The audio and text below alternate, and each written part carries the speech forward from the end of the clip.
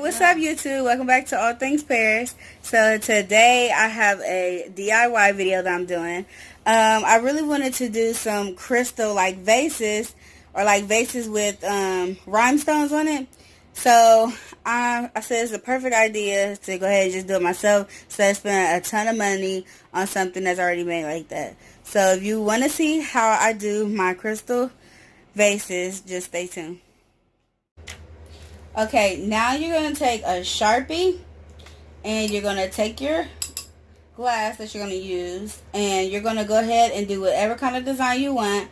I just am personally going to randomly just mark some dots.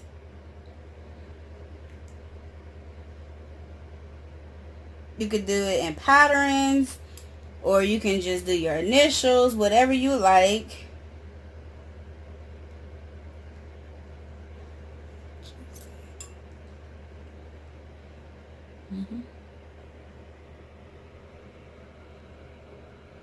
Okay, I'm just going to go ahead and continue this pattern around and I'll be right back.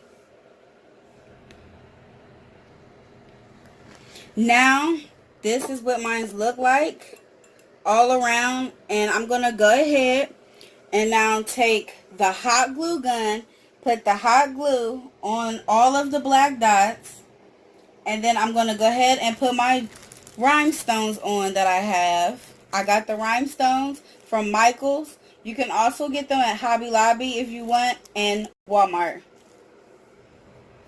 Please don't forget to like, comment, and subscribe. Now I'm going to go ahead and put the glue where the black dot is, wherever you put your mark. And you're going to pick up your rhinestone and go ahead and put it on there. You're going to go ahead and continue this until you're done. Now, here's the finished results of it.